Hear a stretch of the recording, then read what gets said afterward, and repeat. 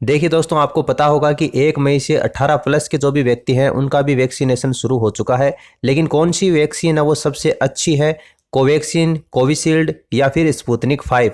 तो इसके बारे में आपके लिए जाननी जो भी सूचनाएं हैं वो सारी मैं आपको इस वीडियो में बताऊंगा। कौन सी ज़्यादा जो बेटर इफेक्ट डालती है इस कोरोना के ऊपर, कौन सी के साइड इफ़ेक्ट्स क्या हैं, किन किन व्यक्तियों को ये वैक्सीन नहीं लगवानी चाहिए और क्यों नहीं लगवानी चाहिए, ठीक है।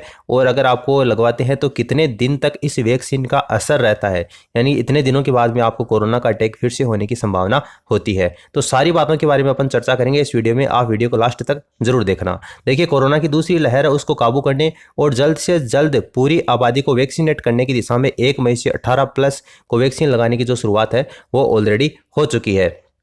इसके अलावा देखिए, मार्केट में कोविशील्ड, कोवैक्सीन और तीसरी एक रूसी वैक्सीन है स्पुतनिक 5, वो भी अभी जल्दी उपलब्ध हो जाएगी। रूस से हमने जो पहला कंटेनर है वो यहाँ पर आयात कर लिया है। जल्दी ही 30 लाख डोज और भी आने वाले हैं।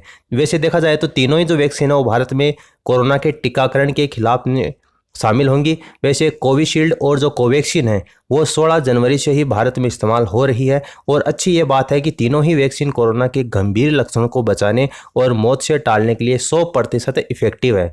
इसी वजह से दुनिया भर के जो वैज्ञानिक हैं वो ये भी कह रहे हैं कि जो भी वैक्सीन आपको उपलब्ध हो उसका डोज लगवा लो, यानी कि ये वेट ना करो कि 1 महीने के बाद में स्पुतनिक 5 आएगी तो उसका ही अपन डोज लगवाएं। तीनों ही वैक्सीन है वो कारगर साबित है। हाँ, ये जरूर है कि कोई 80% कारगर होती है, कोई 90%, कोई 85%, तो वो एक अलग बात है। लेकिन तीनों ही जो वैक्सीन है वो कोरोना से लड़ने में आपको मदद देती हैं। इसलिए वैज्ञानिकों का ये कहना है कि फिलहाल आपको जो भी वैक्सीन मिले वो लगवा लो। भारत में कोरोना जो वायरस है उसका टीकाकरण 16 जनवरी से ही कोवैक्सीन और कोविशील्ड के साथ में इस्तेमाल हो रहा है।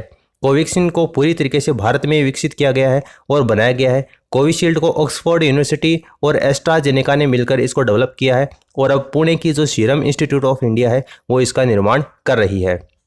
जो स्पुतनिक 5 है ये एक वायरल वेक्टर वैक्सीन है। इसमें अंतर इतना है कि एक के बजाय इसको 2 वायरस से बनाया गया। जो रूसी वैक्सीन है ना स्पुतनिक 5, इसको एक के बजाय 2 वायरस से बनाया गया है और इसमें जो आपको 2 डोज लगते हैं दोनों ही वो अलग अलग लगते हैं, ठीक है। जबकि कोवैक्सीन और कोविशील्ड के जो 2 डोज लगते हैं उसमें कोई भी अंतर नहीं है।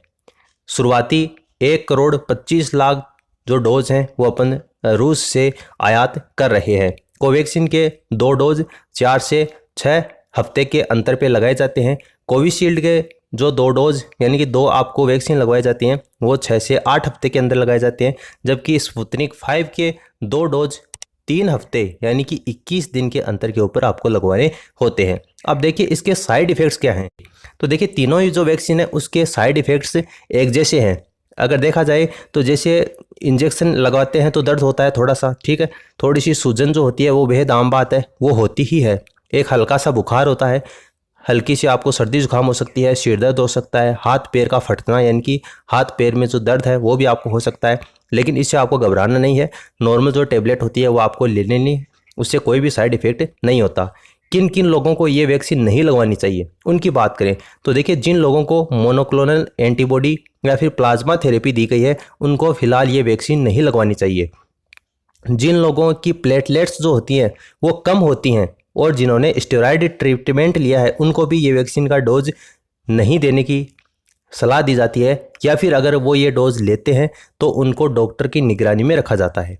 और 18 साल से जो कम उम्र के बच्चे हैं, इसके अलावा जो गर्भवती महिलाएं हैं, इसके अलावा जो स्तनपान करने वाली महिलाएं हैं यानी कि जिनके बच्चे छोटे हैं और जो बच्चों को दूध पिलाती हैं, उन महिलाओं को भी फिलहाल ये वैक्सीन के डोज लेने से मना किया गया है।